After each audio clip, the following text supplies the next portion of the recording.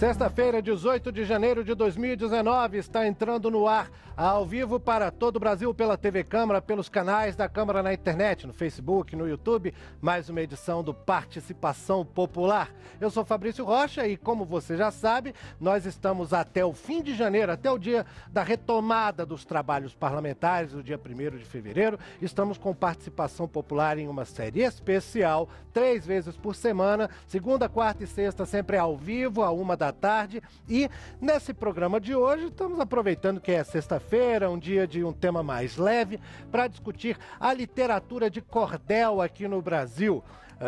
Cordel que em setembro do ano passado ganhou o título de Patrimônio Imaterial Cultural Brasileiro, né? Deixa eu até ver isso, Patrimônio Cultural Imaterial Brasileiro, e vem vivendo um momento aparentemente de alta, embora já tenha passado por alguns momentos mais críticos. E afinal, o que você sabe sobre o cordel brasileiro? Você dá valor para esse tipo de literatura?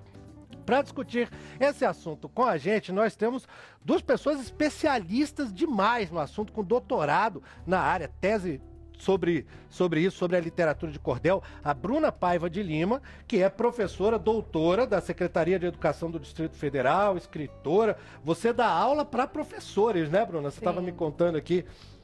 Sim, eu sou professora da Secretaria de Educação, né? Trabalho hoje no Centro de Formação de Professores, né? No EAP, e num programa muito especial, que é o programa Mulheres Inspiradoras, né? Que a gente vai pensar a escrita dessas mulheres, né? E também... a sua tese de doutorado, pelo que eu li, é sobre mulheres cordelistas, né? Sim, eu estudo algumas mulheres cordelistas, né? Pensando muito nessa poética das vozes, que é o cordel.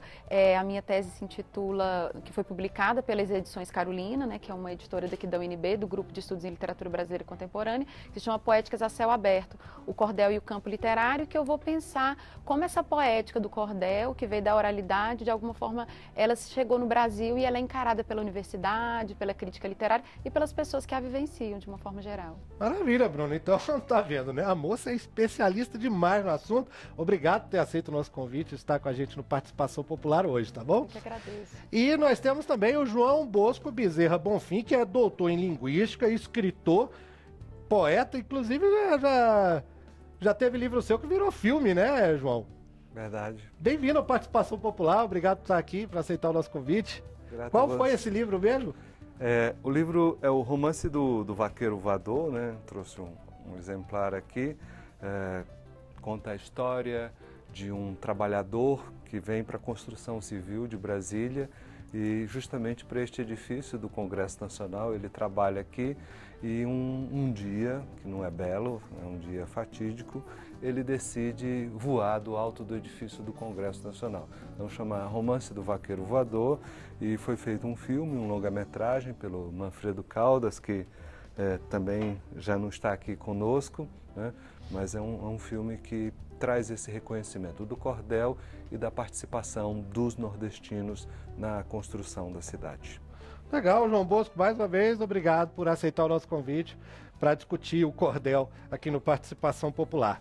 E você sabe, o programa tem esse nome porque nós contamos com as suas perguntas, as suas questões, enfim, os seus comentários sobre o assunto que está sendo debatido. No caso, a literatura de cordel. Você pode entrar em contato com a gente ligando de graça de qualquer telefone fixo do Brasil. O número é 0800 619 619. De graça de qualquer telefone fixo do Brasil. Você também pode mandar para a gente um e-mail, nosso endereço é participaçãopopular@câmara.leg.br. Tudo junto, uma palavra só, não tem cedilha, espaço, tio. participaçãopopular@câmara.leg.br. Você também pode mandar uma mensagem pelo Twitter, escrevendo do mesmo jeito o nosso nome de usuário, sem espaço, sem cedilha e tio, @participaçãopop. Escreve isso na mensagem que eu tô com o Twitter aberto aqui e a gente recebe na hora, já coloca em discussão com os convidados. Você também pode mandar uma mensagem pelo WhatsApp. Tá aí com o celular na mão, anota o nosso número, salva aí na agenda que fica facinho. 61, que é o DDD de Brasília, 99620-2573. Repetindo, 61 99620-2573. Então esse é o nosso número no WhatsApp. Se você estiver acompanhando o Participação Popular pela página da TV Câmara no Facebook, você também pode compartilhar com seus amigos, curtir, deixar ali o seu comentário que a nossa produção vai trazer aqui para o estúdio. Mesma coisa para quem estiver assistindo o programa pelo YouTube. Durante a transmissão ao vivo, aquela salinha de bate-papo, aquele canalzinho de bate-papo ali do YouTube fica aberto e você também pode deixar ali a sua mensagem, seu comentário, sua opinião. E é bom para você ir ouvindo o programa enquanto trabalha ali, né? Então, na hora que der vontade de perguntar alguma coisa, é só acionar ali, tanto o Facebook quanto o YouTube. O que você mandar pra gente sobre o cordel vai se juntar às opiniões trazidas do centro de Brasília, que é mais ou menos ali onde está o meu amigo e professor Paulo José Cunha. Paulo, conta pra gente aí, que lugar é esse onde você está agora? Ah, Fabrício, aqui eu tô em casa. Aqui eu tô em casa. Porque se há uma coisa que eu gosto muito, é desse universo mágico das xilogravuras que fazem parte, assim, inerente da arte da literatura de cordel. Eu estou no Museu da República, onde está ocorrendo, aqui no centro de Brasília, onde está sendo oferecida ao público uma das exposições mais bonitas que a gente tem visto ultimamente. São todas xilogravuras. Essas aqui, por exemplo, são do famoso J. Borges, pernambucano maravilhoso, que mostra esse universo mágico do Nordeste. Olha só que maravilha. Claro, tudo isso aqui já são ampliações, mas tudo começou com coisas pequenininhas, como essa daqui, ó. Essa do pavão misterioso é a capa do folheto famoso do José Melquiades, que começa dizendo: eu vou contar a história de um pavão misterioso que levantou voo na Grécia com um rapaz corajoso, carregando uma princesa, filha de um conde orgulhoso. Pois olha, essa arte aqui, que pulou do cordel para se tornar uma arte autônoma, ela é feita de uma maneira muito curiosa. Dá uma chegadinha aqui para a gente mostrar para o telespectador. Isso aqui é uma tábua, ó, Fabrício. É uma tábua onde o xilogravurista, ele esculpe, digamos assim, o desenho. Depois é colocado uma folha de papel, essa folha é impressa e vai dar naquilo que a gente está vendo aí nas paredes. A impressão da xilogravura. Mas tudo começa com xilo, xilo é madeira, né, em latim. Tudo começa com essa gravura feita em madeira. E eu estou aqui do meu lado com um artista popular que é incorporado exatamente a essa arte, que é o repentista, o Valdenor de Almeida. Valdenor, que saudação você pode fazer para o pessoal do Participação Popular que está assistindo a gente e a turma que está fazendo o programa lá no estúdio?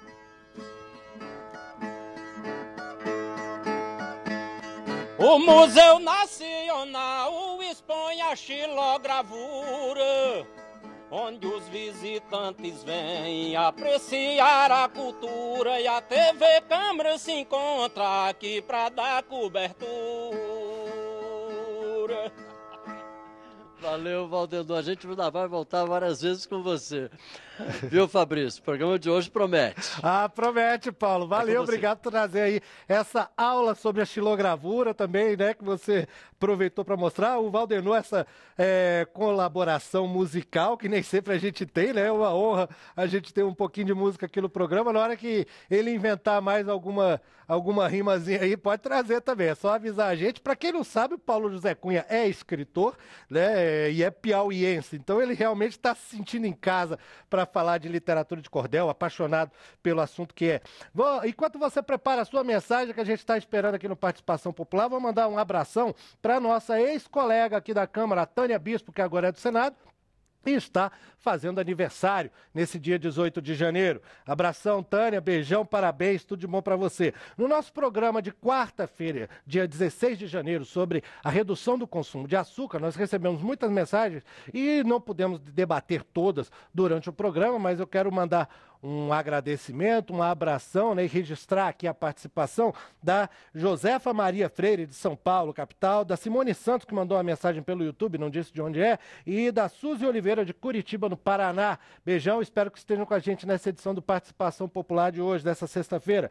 Também aniversário, 18 de janeiro, das cidades brasileiras de Fortuna, no Maranhão, São Francisco de Itabapoana, no Rio de Janeiro, e Erval, no Rio Grande do Sul. A você que é dessas cidades, parabéns. Estamos esperando a sua mensagem sobre a literatura de cordel, que é o tema desta edição do Participação Popular. Vou começar o bate-papo com a Bruna Paiva de Lima, como eu disse, professora, doutora nessa área, né, especialista em cordel. Bruna, eu lembro que na minha época de escola, em literatura, isso já tem um tempinho e eu prefiro não falar quanto, porque eu teria até que fazer uma conta complicada agora, mas a gente não discutia o cordel na sala de aula, ainda não aparecia muito. O destaque todo no que se falava de literatura brasileira era Machado de Assis, José de Alencar, aqueles escritores mais clássicos e o que se entende como literatura mais clássica. Hoje isso está um pouquinho diferente, o cordel ganhou espaço na sala de aula? Isso é uma luta, né? E é um campo de lutas do sistema educacional. Como é que a gente vai pensar nisso? O cordel, ele é uma literatura, o Arnaldo Saraiva, que é um professor português, ele escreveu na década de 60 um livro que se chama Literatura Marginalizada, e que ele vai falar que o cordel, ele não é uma literatura marginal, ele é uma literatura que foi marginalizada pelos estudos da literatura e pelo próprio sistema educacional. Como você está falando, na escola, ele vem chegando aos poucos e ele é mesmo como material didático. A gente tem o Arievaldo Viana, que tem já um amplo material que ele leva o cordel para a escola como como um material didático. Além do cordel ser também encarado como uma literatura. Porque a gente chama literatura de cordel, mas vale a pena ressaltar que não necessariamente é esse conceito de literatura que a gente tem como o Machado de Assis. O cordel é muito da poética das vozes e da oralidade. E ligá-lo, às vezes, ao repente, ao que é oral, faz a gente compreender o que é isso. Mas ele esteve longe da escola por conta desse processo de marginalização. Porque os seus poetas eram, na maioria das vezes, poetas que tinham pouco estudo, pobres mesmo, que publicavam em livros que as pessoas encaravam que não eram livros de erudição, porque eram livros feitos muitas vezes com um papel dobrado em 4 e publicados e vendidos nas feiras. Então fazia parte do universo que não era o universo da erudição do livro, né? Considerado uma arte barata. Assim, uma arte barata e uma arte menor. Então essa marginalização foi causada por um certo elitismo cultural, completamente, né? Essa palavra é um elitismo cultural, um elitismo não da própria academia, se a gente for pensar dos estudos, né? A gente tem importantes pesquisadores, como o francês Raymond Cantel, que foi um dos grandes responsáveis por juntar essa literatura brasileira de cordel, né? Todos esses folhetos. Tem que vir um gringo de fora para fazer Sim, mas aí isso. Mas ao mesmo tempo que ele faz essa recolha, que ele junta, né? Que hoje a gente tem o Fond Raymond Cantel lá na França, lá na Universidade de Poitiers, que é um centro que, se for pensar, essas grandes raridades estão lá, não estão aqui, né? Mas, ao mesmo tempo, ele colocou o cordel numa caixa, de falar assim, é assim que se faz cordel, é assim que tem que ficar, porque isso é uma tradição que tem que ficar parada e que, então, o processo de valorização do cordel, para ele ser considerado uma literatura maior, ele foi acompanhado também de um processo de engessamento, que hoje, como você veio falar, que houve um período em que o cordel, ele era tido, morreu, o cordel acabou, porque, de alguma forma, foi impedida essa renovação, que só depois foi tendo tomado por esses novos autores, né? Então, mas hoje, isso é um papel muito grande, a gente tem esse pesquisador da Fundação Casa de Rui Barbosa também, que é uma fundação lá que está hoje no Rio de Janeiro e que é muito importante para o cordel se tornando um patrimônio, né, cultural e material brasileiro, né, agora tombado pelo IPHAN. São movimentos que, de alguma forma, trazem de novo o cordel para o centro.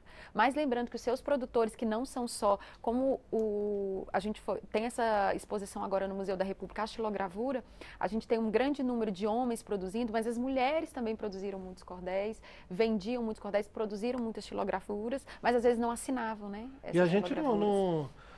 Quando a gente vê as listas assim dos grandes nomes do cordel brasileiro e da xilogravura, a gente não costuma ver mulheres, né? Não, mas a gente tem hoje no Brasil duas grandes pesquisadoras, uma nem é brasileira também, uma professora holandesa que deu aula a vida inteira na França, que é a estudiosa Ria Lemaire, junto com outra pesquisadora, que é a Francisca Pereira dos Santos, lá da UFC, Cariri, né, da Universidade Federal de Ceará, o campus Cariri, que ela reuniu mais de 120 mulheres que são cordelistas, entre cordelistas, repentistas e estilogravadoras, respondendo a essa negativa de falar não existem mulheres nesse mundo, porque era um mundo machista, e ela, com essa pesquisa linda, veio provar que não, elas existiram, mas que de alguma forma a história mais uma vez apagou. E elas eram colocadas no anonimato, né? Ficavam ali naquele limbo.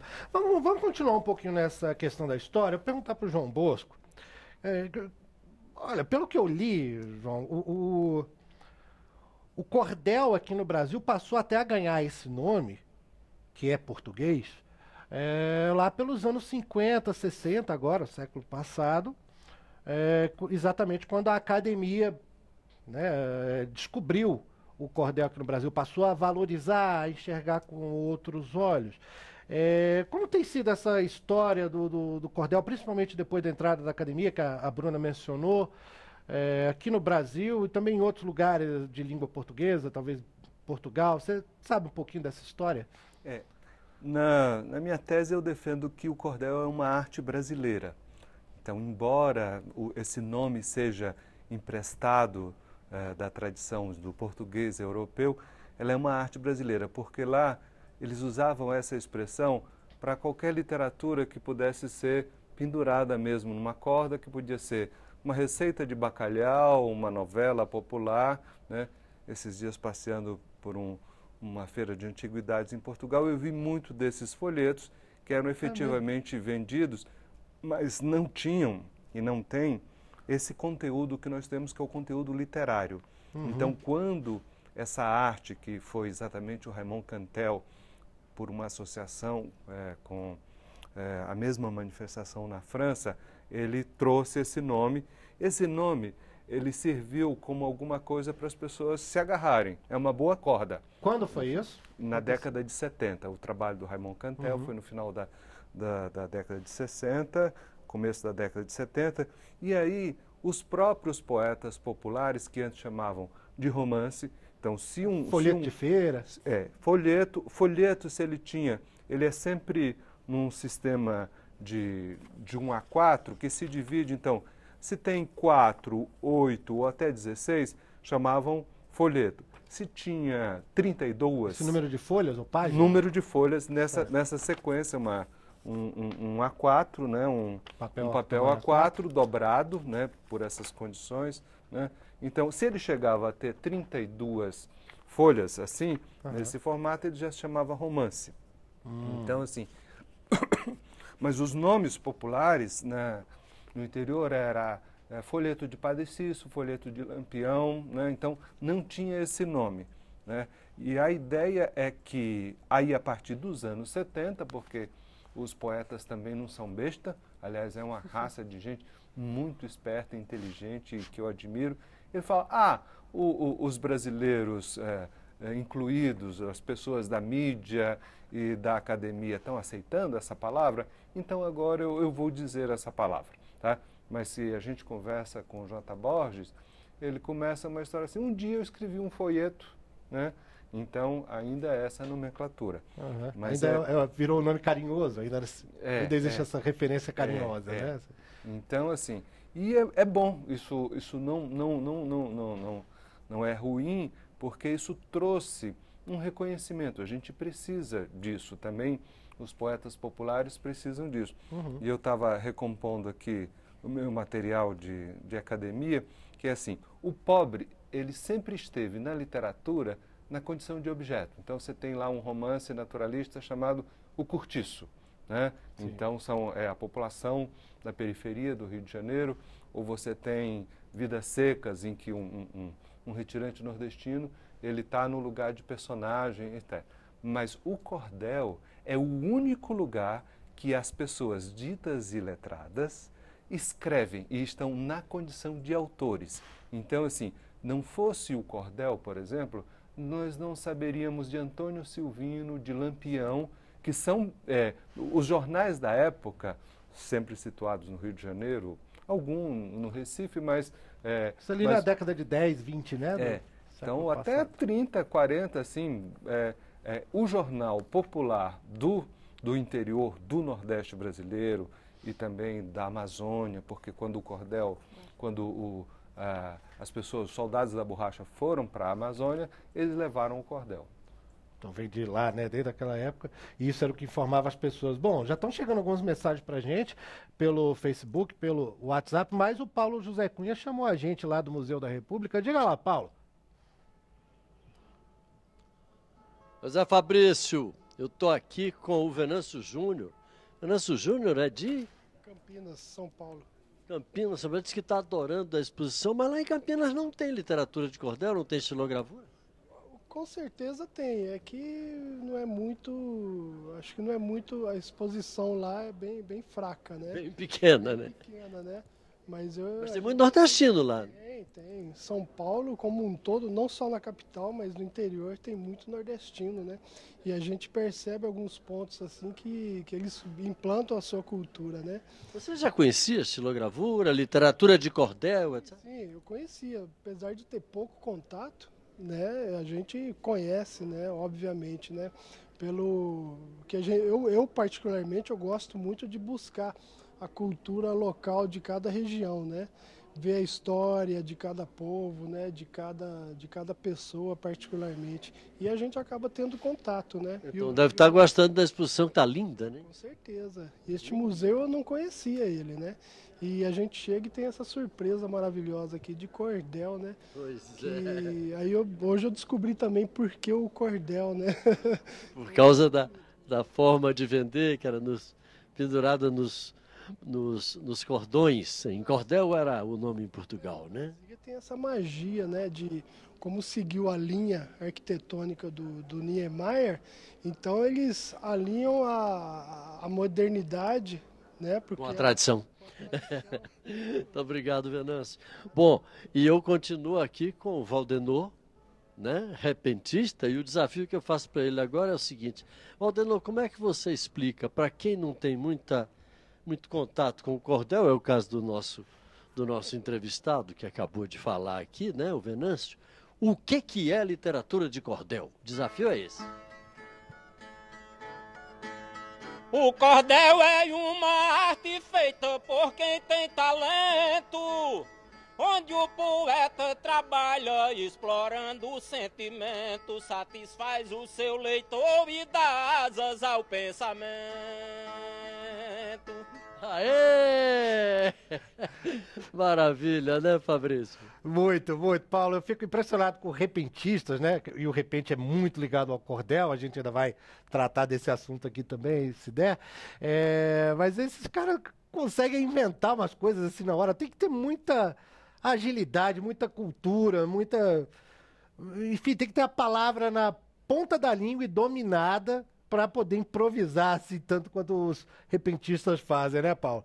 Daqui a pouco, então, a gente volta com você aí. Tem umas mensagens que já chegaram pra gente. O Leonardo Magalhães, que está acompanhando o programa pelo YouTube, disse que o programa está muito legal. Parabéns, valeu aí pela audiência, Leonardo. E o Jairo Machado escreveu no Facebook, ele é do Rio Grande do Sul, ele diz: eu acho super importante valorizar as diversas formas culturais, não só a favor do enfraquecimento de uma cultura por conta de outras expressões artísticas. Por exemplo, a música gaúcha tradicional perdeu um pouco da originalidade porque outros estilos musicais passaram a existir aqui no Rio Grande do Sul, né? Então, assim, a gente tem uma colcha de retalhos cultural aqui no Brasil muito grande, que muitas vezes também não é tão valorizada, né? E às vezes é vista até com certo snobismo, né, Bruna? Como você falou. Sim. Que ocorreu aqui com o cordel. Mas essa relação entre tradição, né, e modernidade, ela é um pêndulo, né? Vamos pensar num contínuo mesmo, vamos pensar numa corda entre essas duas coisas que vão sempre conversando e que a gente tende a achar assim, antigamente era muito melhor. Hoje em dia, né, o comentário do espectador reflete um pouco isso da visão da maioria das pessoas, de achar que hoje as coisas estão se deturpando, estão se acabando, mas na verdade que é essa relação sempre constante entre o que foi feito, o que está se fazendo, que vai manter as coisas vivas, né? Como a gente tinha falado antes, o cordel, e o João Bosco bem evidenciou, ele é esse momento em que os poetas e as poetas pegam têm a voz e publicam, mesmo não fazendo parte de um círculo de acadêmicos. Então, esse poder que o cordel dá ao cordelista e à cordelista, hoje a gente pode ver, por exemplo, com a canção popular, se a gente for pensar no rap, é um prolongamento disso, que é essa juventude que tem a cultura nas próprias mãos. A literatura marginal, a gente vai pensar em vários movimentos hoje que se espalham pelo Brasil, inclusive hoje em Brasília a gente tem um movimento muito forte que é do slam, que é a competição de poesia falada, das batalhas de rima que acontecem na Praça do Relógio, que acontecem nos saraus. Na Universidade de Brasília está acontecendo também, né? Sim, porque a oralidade, ela é isso, é o que a gente possui, é o que a gente carrega com o próprio corpo, né? Então, é uma arte que pode ser feita, que a gente fala assim, eu posso fazer, né? Então, esse poder fazer que acompanha os cordelistas desde o início do Brasil e que se espalhou pelo Brasil com a migração nordestina, né, chegando a esses lugares, é um movimento de empoderamento mesmo do povo. E que hoje a gente vê que se manifesta nas várias manifestações artísticas que se mantêm marginais, populares e periféricas. Assim. Então, se a gente for pensar em termos históricos, a gente pode dizer que o cordel, ele é, de alguma forma, esse pai e essa mãe dessa poesia completamente urbana dos slams, que é feito hoje, do rap feito em Brasília, dessa poesia marginal e periférica que a gente tem em São Paulo e nas comunidades, né? Se a gente for pensar, e principalmente nas comunidades periféricas. Talvez seja preciso ter uma visão de que elas não são culturas concorrentes, mas se complementam, né? Sim. Assim como a música gaúcha, a música tradicional gaúcha, que o Jairo destacou aqui, né? Enfim, tem todo esse aspecto das várias regiões do Brasil e as coisas se complementando com aquilo que vem de fora, com o global, né? Mas também, e aí, João Bosco, eu queria que você falasse um pouquinho sobre o que você até tocou um pouco nessa questão, né, de que o cordel é a voz do pobre ali, né? Não é a literatura feita por uma elite para o pobre, mas é o próprio pobre. Mas ela também chegou à elite acadêmica depois dessa descoberta pelo cordel, né? De que forma que... Aliás, eu vou estender até a questão. Qual é a influência, o papel do cordel no aspecto social, político e artístico do Brasil, assim? Onde que o cordel influenciou nesses campos? É preciso a gente ver que o Brasil dos começos era bem no litoral. E aí, no começo, em 1700, digamos assim, havia cordel no Rio de Janeiro. Então, assim, o que acontece é que depois esse cordel, ele fica no sertão nordestino, tem a ver com que entraram outras mídias, né? Entraram os jornais, então... A partir de 1808 foi possível publicar jornais aqui no Brasil e então os jornais passam a dominar. Mas o cordel, então, se manifesta a partir do sertão, onde você tem essa necessidade de as pessoas se expressarem, compreenderem o mundo. Então, e lá não tinha jornal, né? Então, mas o repentista, então a gente está vendo o Valdenor ali, que é um grande artista, então esse casamento entre o repente e o cordel nasce exatamente de que o repentista era a pessoa que levava às fazendas, às comunidades mais isoladas, as notícias e o conhecimento. Então, alguns dos primeiros folhetos são reproduções de desafios entre dois cantadores. As pelejas, né? As pelejas. E aí ficava uma pessoa, lembrava um pedaço, outra pessoa lembrava um pedaço, e alguém teve a bela ideia de começar a escrever. Então, assim, você tem, por exemplo, a peleja de Riachão com o Diabo. É um folheto de 1920 e tal, mas que reproduz uma situação, tá? Um folheto não é...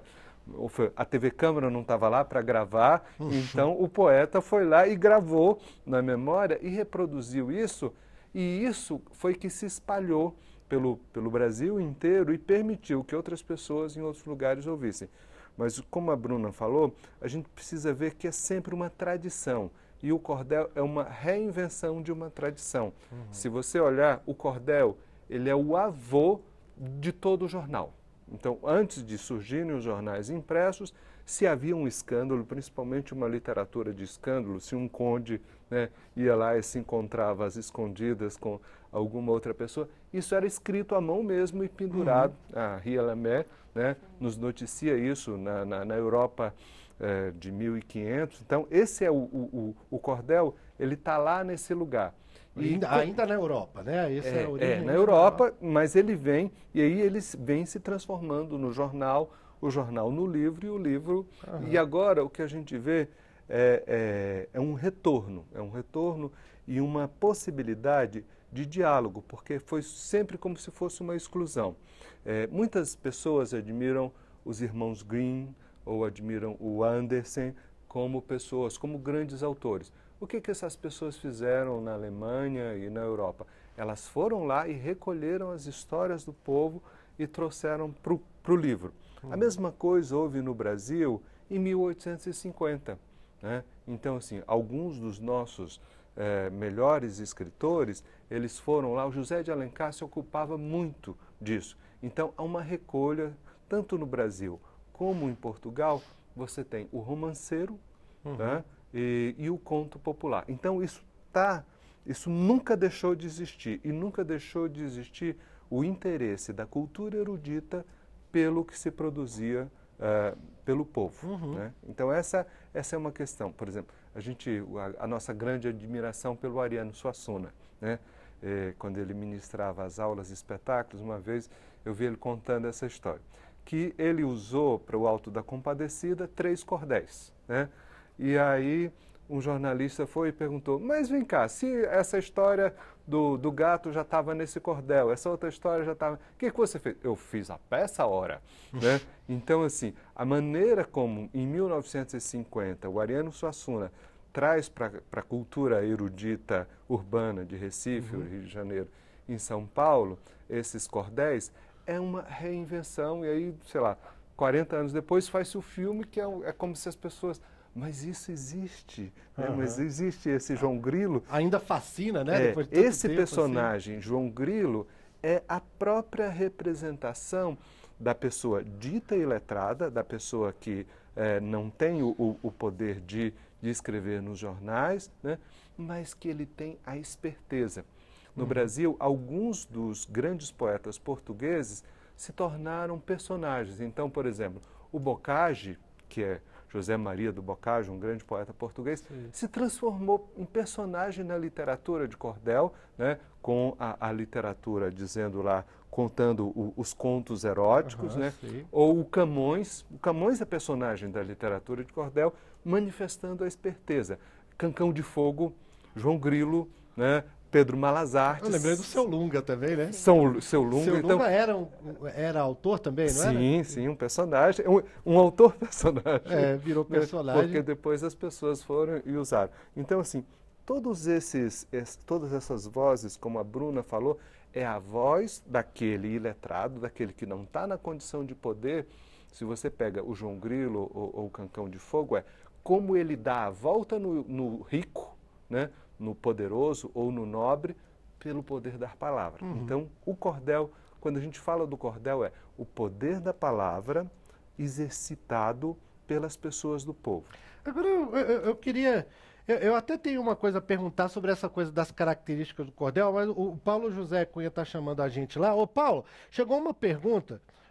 se você puder responder, eu não sei se você está com essa informação aí, mas chegou uma pergunta do Joel Matos aqui, de Brasília mesmo, pelo WhatsApp, né? Parabéns pelo programa, pelo lindo trabalho. E eu queria saber até que dia que vai essa exposição no Museu da República. Você tem essa informação de até quando que vai? Tenho, Fabrício. Inclusive, seria bom que as pessoas se apressassem. A exposição vai até o dia 2 de fevereiro. Dia 2 de fevereiro, dia de Iemanjá, dia de festa no mar. Dia 2 de fevereiro, a exposição acaba. E olha, é imperdível, é linda. A Tawane está aqui do meu lado, ela é daqui de Brasília, Taguatinga, né, Tawane? E veio para cá porque foi atraída pelo tema da exposição, né? Sim. Eu achei interessante vir conhecer um pouco mais sobre a exposição e sobre o tema dela. Porque você já sabia da existência, né? Do cordel, da estilogravura. Sim, já Você está gostando? Muito. É muito Mas por quê? É um tema que, bom, eu não vi muito, né? Eu lembro que eu vi superficialmente na escola e eu vi a oportunidade de conhecer um pouco mais, para poder, sei lá, ter mais conhecimento. Eu sei que eu já assisti alguns filmes que retratam sobre isso, lembro que eu já vi algumas obras de estilografura, mas eu nunca tinha vindo ver uma exposição. Tá linda, né? Tá linda, tá muito linda. Linda. Nunca tinha visto uma exposição. Obrigado, Tawane. Fabrício, agora há pouco o João Bosco falou aí do Suassuna, né? Que nós vamos mostrar daqui a pouco, tem uma parte aqui destinada a ele. Mas é interessante que ele citou o João Grilo, né? Que é um dos personagens de um dos folhetos que foram utilizados por Suassuna para fazer o Alto da Compadecida. E aqui na parede, por coincidência, olha, tem duas estrofes desse folheto. A segunda delas diz: porém o grilo criou-se pequeno, magro e sambudo, as pernas tortas e finas, a boca grande e beiçudo, no sítio onde morava, dava notícia de tudo. Do folheto famoso As Aventuras de João Grilo, de João Ferreira de Lima. Fabrício. Legal, Paulo. Valeu, obrigado por trazer aí tanto a opinião da Tawane quanto o versinho aí do Suassuna, né? Se eu entendi direito o que ele descreveu ali, que Suassuna contando a história sobre o João Grilo. E eu jogo a pergunta para os dois convidados aqui a respeito dessas características do cordel, sobre propriamente o que é, o que faz o cordel ser classificado como cordel. Porque tem a questão da técnica poética ali, da métrica, da quantidade de versos por estrofe e tal, mas também tem, inclusive no próprio nome, a questão da mídia, que é o próprio papel, a forma de impressão, o uso de estilogravura, isso tudo, que é sujeito a mudanças agora nessa era digital em que a gente está, e também esse aspecto de um certo surrealismo em alguns casos, dos personagens que não pertencem a um autor específico, mas acabam sendo usados em várias histórias, né? Os personagens diferentes, o Lampião, o Diabo, o João Grilo, o Seu Lunga, isso tudo, né? O que é a cara do cordel brasileiro, né? O João Bosco até mencionou que você até falou um pouquinho dessa coisa, né? Que esse formato é só brasileiro, não é do exterior. O que é para vocês o cordel? Então, o cordel brasileiro, ele se manifesta por versos e ele conta uma história, né? Como a Bruna falou, o metro é esse que a gente chama de redondilha maior, que é um verso de 7 sílabas, organizado em sextilha, ou seja, seis versos, que é também uma invenção brasileira, o Civino Pirauá. Então, a gente herdou da cultura portuguesa a quadra. Batatinha, quando nasce, esparrama pelo chão, caboclo, quando namora, põe a mão no coração. O Silvino Pirauá acrescentou mais 2 versos e fez a sextilha. Então, assim, isso foi se configurando, isso não foi inventado de um dia para o outro. E quando a gente olha da história, não é sempre assim. A gente pode encontrar cordéis com décimas, mas assim, nos anos mais recentes, né, essa tradição de eu fazer o cordel em redondilha maior e em sextilhas foi o que ficou, né? Então, assim, mas não basta eu fazer um verso e isso é cordel, porque isso é quadrinha, é trova, é qualquer coisa. O que faz o cordel? Ele conta uma história, né, que pode ser uma história fantástica, como essa que o Paulo José Cunha mencionou, do pavão misterioso. O pavão misterioso digamos, numa Idade Média, um sujeito inventa um avião, entendeu? Ele inventa uma máquina mecânica que voa. Então, assim, e isso foi contado em 1910, inspirado em contos tradicionais. Então, por exemplo, se a gente olha Carlos Magno e os 12 pares de França, tem lá uma história de Roldão e o Leão de Ouro, quando um artesão, nos anos 800, inventa um leão todo articulado, ou seja, uma máquina, para permitir que o Roldão entrasse num determinado castelo. Então, assim, o que faz o cordel? Ele conta essa história fantástica, é preciso que haja, nesse caso, um herói, né? Esse herói, ele foge ao convencional, ele não é o herói, ele não é o Rambo. Não é o cavaleiro do cavalo branco. Ele é uma pessoa que, contrariando tudo que era possível, ele vence. É quase um anti-herói ali. Então a necessidade, o cordel, ele é uma expressão da resistência. Então, por exemplo, eu posso escrever um cordel a respeito do Machado de Assis, mas isso não será um bom cordel, porque o Machado de Assis ele não está, no nosso imaginário, no lugar de um marginal, ele está no lugar de uma pessoa de elite. Então, assim, eu escrevo o cordel a respeito do João Grilo, eu escrevo o cordel a respeito de um escândalo, por exemplo, falou aí São Francisco de Itabopuana. Um dos cordéis que eu examinei chama A Morte de Serginho, que foi em São João de Itabopuana, que deve ser vizinho, que foi um escândalo, o sequestro de uma criança seguida de morte, e o poeta foi, baseado nos jornais, fez o cordel. Então, assim, o cordel, ele vem para comover, ele vem para mover e comover. Não é qualquer história que constará de um cordel. Então, essa história de Pode ser fantasiosa ou real, mas pode ela ser, tem pode ser baseada num fato real. Então, por exemplo, a morte de Getúlio Vargas, né? Sim, eu vi um de Juscelino também, né? Então, assim, mas assim, o Getúlio Vargas, ele é um personagem de cordel. Por quê? Porque ele fez uma aliança com o povo. Então, por isso ele se tornou elegível. Um presidente, sem julgar nenhum, de elite, não se tornaria um personagem de cordel. Padre Cícero, por que ele é eleito para ser um personagem de cordel? Porque ele tinha uma aliança com o povo. Aquela proximidade ali, então, né? é necessário que você faça, porque o cordel ele está no lugar da resistência. Eu posso fazer... Cada poeta é uma máquina de versos. Se você encontra um poeta, ele pode ser uma máquina de versos. Mas se ele não souber escolher o tema, isso não se torna um cordel. Tá certo. Bom, a direção me informa que nós temos no telefone do Participação Popular o deputado Tadeu Alencar, do PSB de Pernambuco. O deputado está ouvindo a gente? Estou ouvindo, sim, Fabrício. Ô, deputado, bem-vindo aqui ao Participação Popular. Obrigado por nos atender, que nós estamos discutindo a literatura de cordel.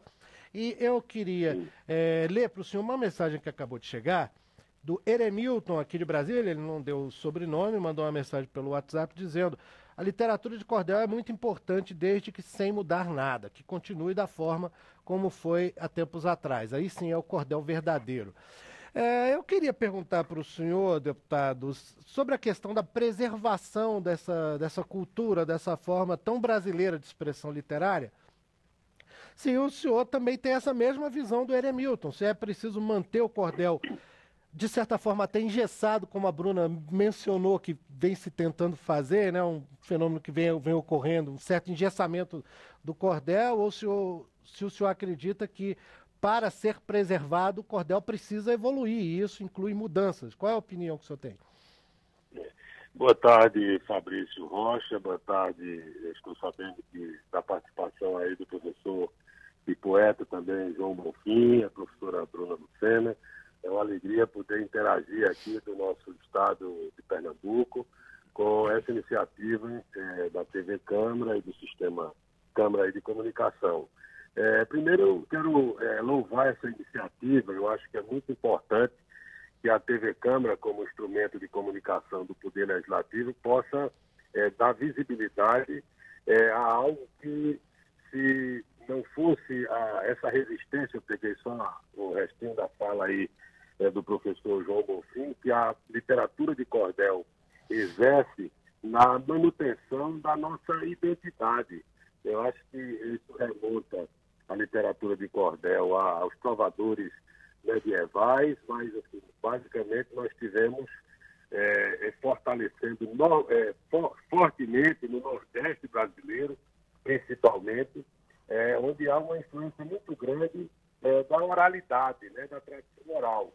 Eu, por exemplo, eu sou de uma cidade, eu nasci em Juazeiro do Norte, sou deputado de Pernambuco, mas nasci em Juazeiro, então fui criado no meio ali das histórias do Cega Beraldo, que era um poeta cordelista nascido na cidade do Crato, as romarias, né, que fazem aí todo o imaginário do Nordeste, os fanáticos do Padre Cícero, as questões que envolveram Lampião e o cangaço, o coronelismo no Nordeste, os condutos populares. Eu acho que a literatura de cordel é exatamente essa identidade popular que é amalgamada através de uma forma que dá muito maior visibilidade a essas questões e, ao mesmo tempo, num formato que permite à população que não tem uma formação acadêmica, que se veria distanciada da literatura mais elitizada, mais tradicional, acho que o cordel consegue não só dar esse sentimento de identidade, mas como de popularizar também a literatura, em geral com um sentido de crítica social, que discute questões que tocam a vida da grande maioria do povo brasileiro, que são essas pessoas do povo, com suas dificuldades, com o desemprego, com o seu imaginário, e dessa forma que aproxima, populariza, numa linguagem que permite à população entender, muitas vezes, assuntos intrincados, como é, às vezes, a crítica política e social, e também num formato que, além da linguagem, permite a popularização, porque são folhetos vendidos a um baixo custo, que incorpora também uma forma de produção ali artesanal. Então pelo menos fui criado... Desculpa. Não, pelo menos essas características, então, devem ser consideradas na preservação da literatura de cordel, né? Deputado, o Paulo José Cunha, que está lá no Museu da República aqui em Brasília, ele parece que tem uma pergunta para o senhor, eu vou passar a palavra para ele, então, para que o senhor possa responder. Diga lá, Paulo. Perfeito. Pois é, Fabrício, eu estou aqui ainda com o Valdenor, que está acompanhando a gente aqui. E o Valdenor tem uma pergunta que, na verdade, é uma sugestão para o deputado como forma de se preservar e de se incentivar a produção do cordel no Brasil. Valdenor.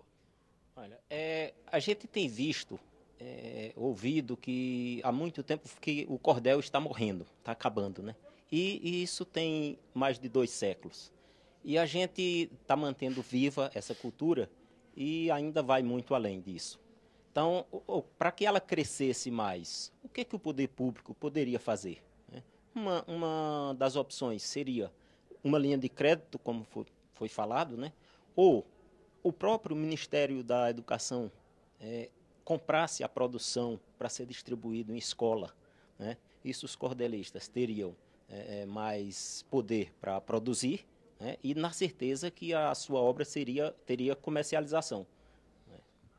Bom, fica aí a pergunta para o deputado. Uma linha de crédito e também, né, naturalmente, uma aquisição da produção dos cordelistas pelo Ministério da Educação para distribuição nas escolas. E outras ideias eu acrescentaria. Deputado Tadeu Alencar, o que o senhor acha dessas sugestões?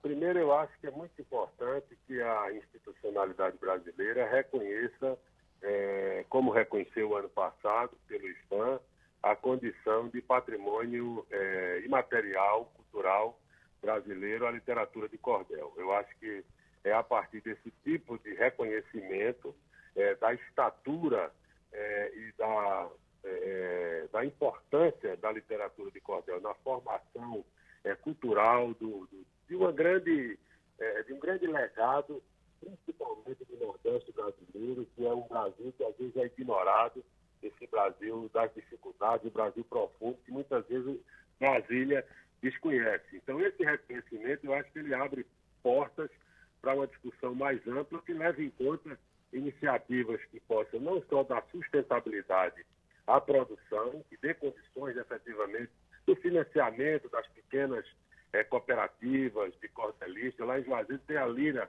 Nordestina, que é uma instituição que, com muita dificuldade, vem conseguindo manter essa tradição da literatura de cordel. Eu acho que um microcrédito, através dos bancos oficiais, seria uma iniciativa importante para garantir que aqueles que vivem essa atividade possam efetivamente desenvolvê-la com o apoio do poder público. E, naturalmente, associada a ela, não adianta você só produzir e garantir a sustentabilidade da economia, dessa pequena economia da cultura, que é uma grande economia, se não tiver também a formação de público, que é um problema que às vezes acontece na produção do audiovisual brasileiro, que não há políticas públicas associadas para garantir que haja formação de público e a disseminação em caráter amplo no sistema de ensino público do país. Eu acho que são 2 boas sugestões dadas aí pelo Valdenor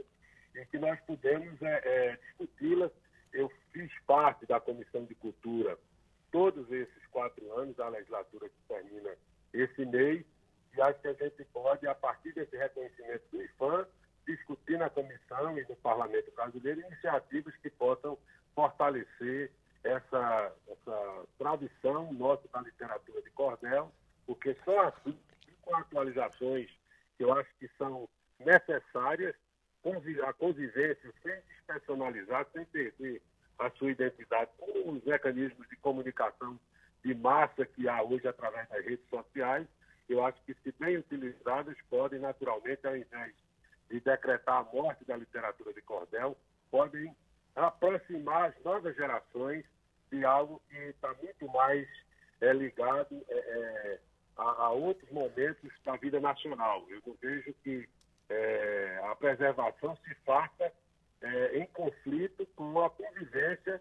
que pode ser saudável, se bem aproveitada, e multiplicadora e potencializadora das redes sociais e da grande rede internet. De maneira que são iniciativas que o parlamento pode fortalecer e até ampliar. Nós são boas sugestões que nós vamos incorporar aqui, a nossa militância política e cultural, que eu faço questão de colocar o nosso mandato a serviço dessas boas causas. Tá certo, deputado Tadeu Alencar, a gente vai voltar lá com o Paulo José, né, que está lá com o Valdenor. Ô, Fabrício, o deputado falou aí do problema da formação de público. Uma pessoa como o Valdemar, da importância dele, quer dizer, um repentista dessa qualidade, a gente aqui em Brasília, para ver uma pessoa como o Valdemar, tem que ir lá em Taguatinga, na Feira do Cantador, porque a gente não encontra em outra parte.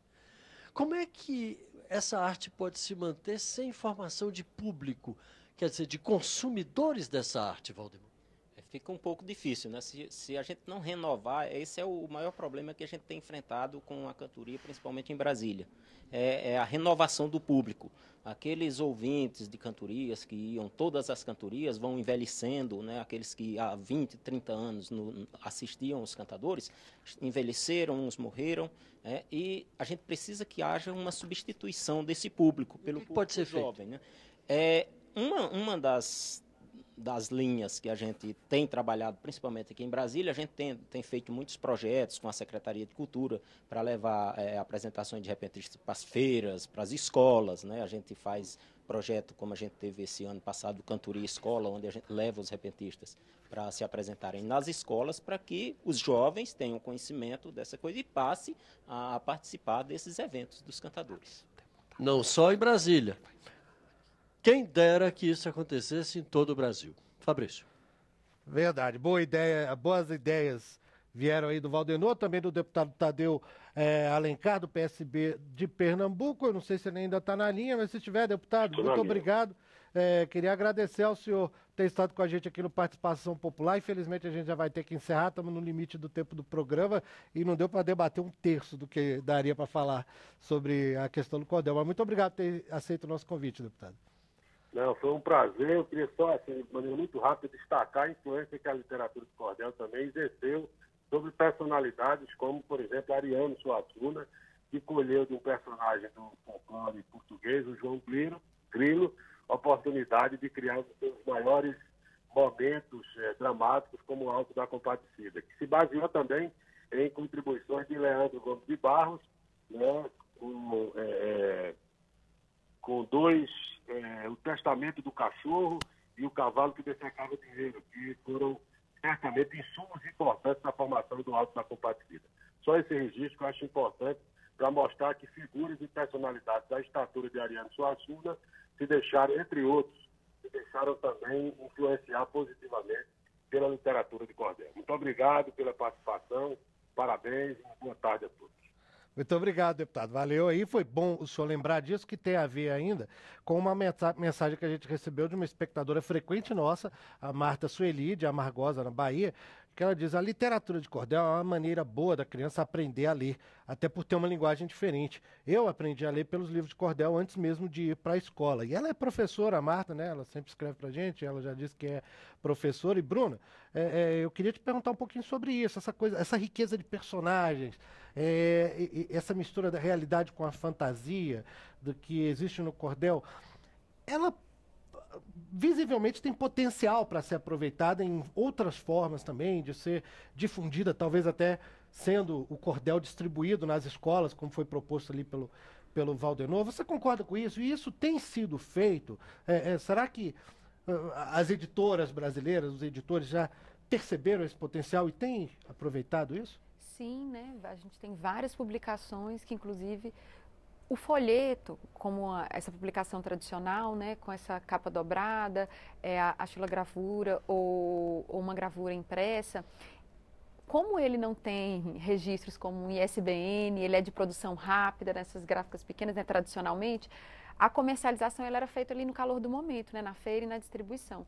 Hoje a gente tem editoras, a gente tem um projeto editorial muito bonito da editora Edra, que é a coleção de cordel, que são 22 livros, foram publicados até agora, e que podem, por exemplo, ser facilmente adquiridos pelas escolas, pela facilidade desse mercado editorial que hoje já está preparado. A gente tem publicações da FTD e vários outros, o próprio livro do João Bosco e outras publicações que chegam, e já chegam sim muito à escola. E não só o cordel como folheto chega à escola hoje, eu acho que sempre há políticas de fomento que podem ser feitas e melhoradas, mas o cordel enquanto uma estética presente em outros livros, né? Essa representação da xilogravura, mesmo que não seja utilizado o verso, ou o verso, mas com a representação, um outro tipo de ilustração. E o que a gente acha a própria história, né? Aquela coisa meio conto de fadas, assim. E que a gente tem que sempre pensar quando falar em cordel é a criação desses imaginários e desses imaginários de resistência e que estão presentes em diversas manifestações artísticas e em diversos autores, se a gente for pensar. Na música, a gente vai pensar no Luiz Gonzaga, né? Que é um cantor e um compositor que o cordel está mais presente, essa cultura, né, como uma estética, né? Então, na escola é um lugar que o cordel, e a gente tem hoje políticas do próprio governo do Distrito Federal que incentiva principalmente o repente dentro da sala de aula. A gente já tem. Né? Tomara, então, continue sendo usado o cordel na escola. Bom, a gente chegou realmente ao limite do tempo do programa, uma pena, porque o assunto está muito bom e renderia ainda muito papo. Eu quero agradecer aqui a Bruna Paiva de Lima, que é professora, doutora, né, da Secretaria de da Secretaria de Educação do Distrito Federal. Muito obrigado por ter estado com a gente aqui, Bruna. Espero ter gostado do programa. Obrigada. E também o João Bosco Bezerra Bonfim, escritor, doutor em Linguística. Obrigado por ter estado com a gente, João. Espero ter gostado. Sim, gostei. Muito bom estar aqui e poder falar a respeito do cordel. Valeu. E, bom, nós vamos terminar esse programa certamente com música ali com o Paulo José, lá na exposição de xilogravura que está acontecendo no Museu da República aqui em Brasília. Então eu quero agradecer a você que nos acompanhou nessa edição do Participação Popular. Lembrando que segunda-feira, ao vivo, 1h da tarde, nós vamos estar de volta, né? Eu sou Fabrício Rocha. Grande abraço, a gente se fala, a gente se vê e fica agora lá com o Paulo José. Com você aí, Paulo. Pois é, Fabrício, essa arte maravilhosa do cordel que produziu obras geniais, como, por exemplo, o famoso Alto, A Chegada do Lampião no Inferno, de José Pacheco, que começa dizendo assim: um cabra de Lampião, por nome Pilão Deitado, que morreu numa trincheira num certo tempo passado, agora pelo sertão anda correndo visão e fazendo mal assombrado. E foi quem trouxe a notícia que viu o Lampião chegar. O inferno, nesse dia, faltou pouco para virar. Incendiou-se o mercado, morreu tanto cão queimado que faz pena até contar. E eu termino essa participação com o nosso Valdenor e a sua arte maravilhosa de repentista. Cantoria é um trabalho que eu faço com muito amor. O repente e a viola vão comigo aonde eu for, e eu me sinto extremamente feliz por ser cantador.